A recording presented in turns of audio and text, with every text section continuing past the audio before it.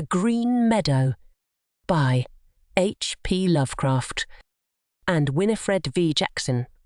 Translated by Elizabeth Neville Berkeley and Louis Theobald, June. Introductory note. The following very singular narrative or record of impressions was discovered under circumstances so extraordinary that they deserve careful description. On the evening of Wednesday, August 27, 1913, at about 8:30 o'clock, the population of the small seaside village of Potawatomi, Maine, USA, was aroused by a thunderous report, accompanied by a blinding flash, and persons near the shore beheld a mammoth ball of fire dart from the heavens into the sea, but a short distance out, sending up a prodigious column of water. The following Sunday, a fishing party composed of John Richmond, Peter B., Kerr, and Simon Canfield caught in their trawl and dragged ashore a massive metallic rock weighing 360 pounds and looking, as Mr. Canfield said, like a piece of slag. Most of the inhabitants agreed that this heavy body was none other than the fireball which had fallen from the sky 4 days before, and Dr. Richmond M. Jones, the local scientific authority, allowed that it must be an aerolite or meteoric stone. In chipping off specimens to send to an expert Boston analyst, Dr. Jones discovered, embedded in the semi-metallic mass, the strange book containing the ensuing tale, which is still in his possession. In form, the discovery resembles an ordinary notebook, about 5 x 3 inches in size and containing 30 leaves. In material, however, it presents marked peculiarities. The covers are apparently of some dark, stony substance unknown to geologists and unbreakable by any mechanical means. No chemical reagent seems to act upon them. The leaves are much the same, save that they are lighter in colour and so infinitely thin as to be quite flexible. The whole is bound by some process not very clear to those who have observed it, a process involving the adhesion of the leaf substance to the cover substance. These substances cannot now be separated, nor can the leaves be torn by any amount of force. The writing is Greek of the purest classical quality, and several students of paleography declare that the characters are in a cursive hand used about the 2nd century B.C. There is little in the text to determine the date. The mechanical mode of writing cannot be deduced beyond the fact that it must have resembled that of the modern slate and slate pencil. During the course of analytical efforts made by the late Professor Chambers of Harvard, several pages, mostly at the conclusion of the narrative, were blurred to the point of utter effacement before being read, a circumstance forming a well-nigh irreparable loss. What remains of the contents was done into modern Greek letters by the paleographer Ruthard and in this form submitted to the translators. Professor Mayfield of the Massachusetts Institute of Technology, who examined samples of the strange stone, declares it a true meteorite, an opinion in which Dr. von Winterfeld of Heidelberg interned in 1918 as a dangerous enemy alien. Does not concur. Professor Bradley of Columbia College adopts a less dogmatic ground, pointing out that certain utterly unknown ingredients are present in large quantities, and warning that no classification is as yet possible. The presence, nature, and message of the strange book form so momentous a problem that no explanation can even be attempted.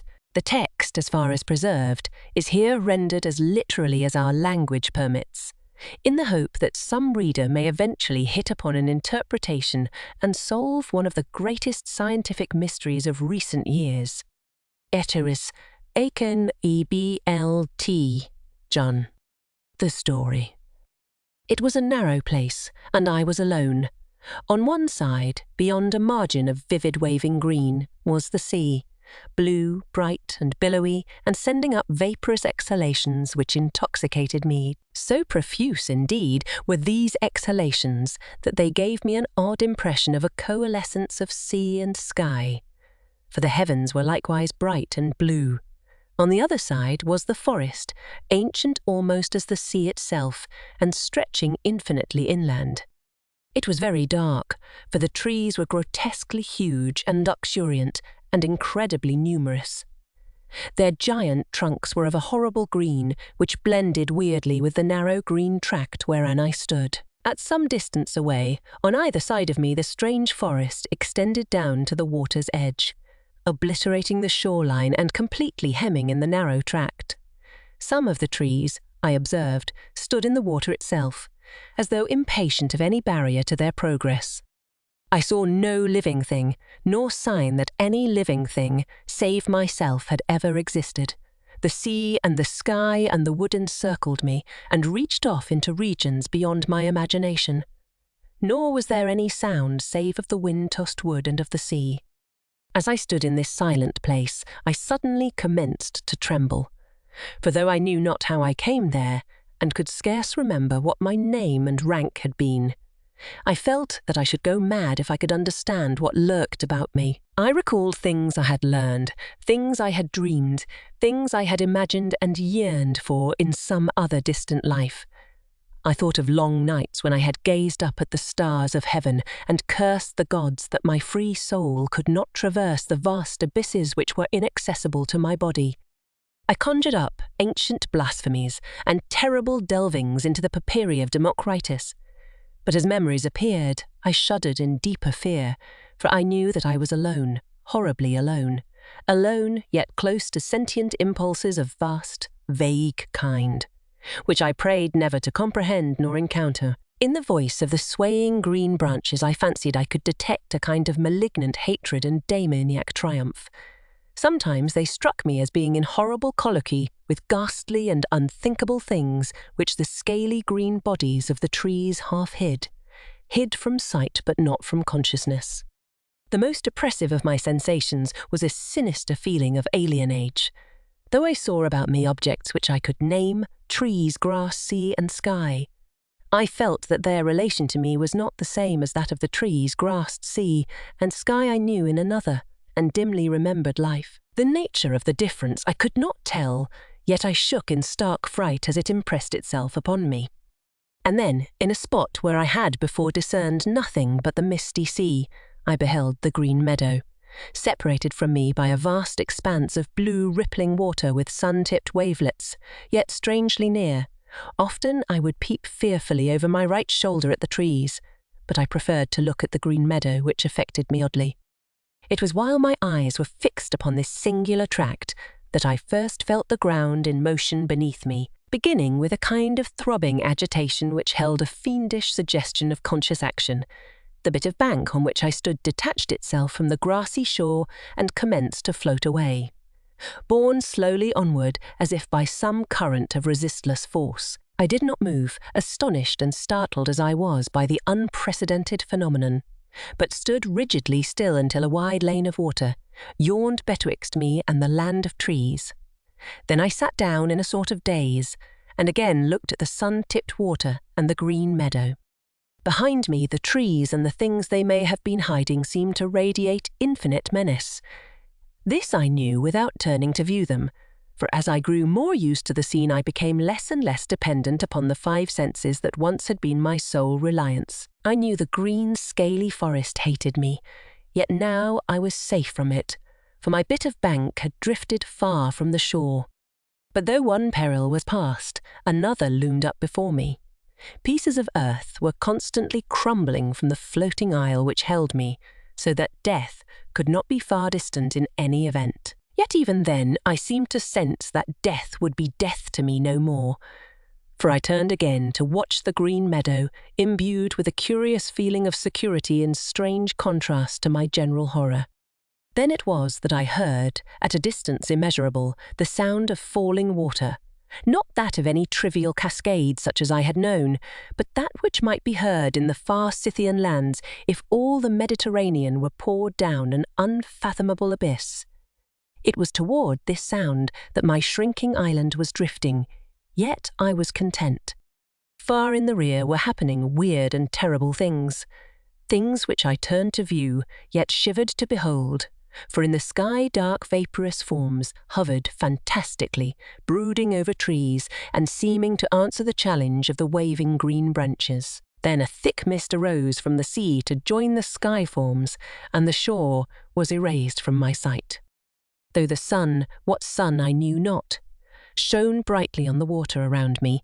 The land I had left seemed involved in a demoniac tempest where clashed the will of the hellish trees and what they hid with that of the sky and the sea. And when the mist vanished, I saw only the blue sky and the blue sea, for the land and the trees were no more. It was at this point that my attention was arrested by the singing in the green meadow. Hitherto, as I have said, I had encountered no sign of human life. But now there arose to my ears a dull chant whose origin and nature were apparently unmistakable. While the words were utterly undistinguishable, the chant awaked in me a peculiar train of associations, and I was reminded of some vaguely disquieting lines I had once translated out of an Egyptian book, which in turn were taken from a papyrus of ancient Meadow. Through my brain ran lines that I fear to repeat, lines telling of very antique things and forms of life in the days when our earth was exceeding young, of things which thought and moved and were alive, yet which gods and men would not consider alive. It was a strange book. As I listened, I became gradually conscious of a circumstance which had before puzzled me only subconsciously. At no time had my sight distinguished any definite objects in the green meadow, an impression of vivid homogeneous verdure being the sum total of my perception. Now, however, I saw that the current would cause my island to pass the shore at but a little distance, so that I might learn more of the land and of the singing thereon.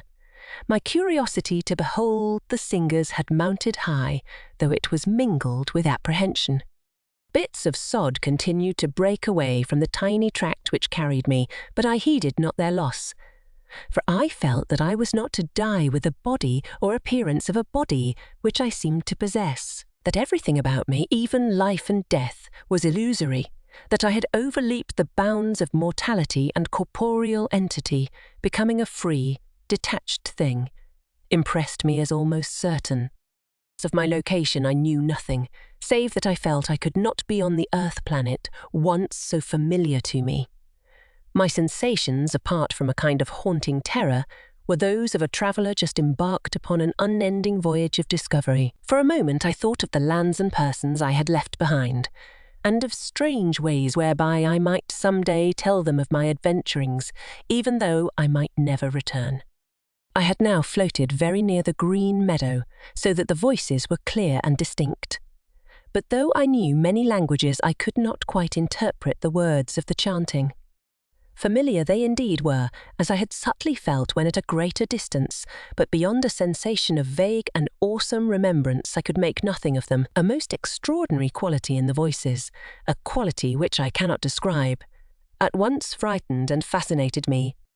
My eyes could now discern several things amidst the omnipresent verdure, rocks, covered with bright green moss, shrubs of considerable height, and less definable shapes of great magnitude, which seemed to move or vibrate amidst the shrubbery in a peculiar way. The chanting, whose authors I was so anxious to glimpse, seemed loudest at points where these shapes were most numerous and most vigorously in motion. And then, as my island drifted closer and the sound of the distant waterfall grew louder, I saw clearly the source of the chanting, and in one horrible instant remembered everything. Of such things I dare not tell, for therein was revealed the hideous solution of all which had puzzled me, and that solution would drive you mad, even as it almost drove me. I knew now the change through which I had passed, and through which certain others who once were men had passed, and I knew the endless cycle of the future, which none like me may escape. I shall live forever, be conscious forever, though my soul cries out to the gods for boon of death and oblivion. All is before me. Beyond the deafening torrent lies the land of Stethos, where young men are infinitely old. The green meadow. I will send a message across the horrible, immeasurable abyss. At this point, the text becomes illegible.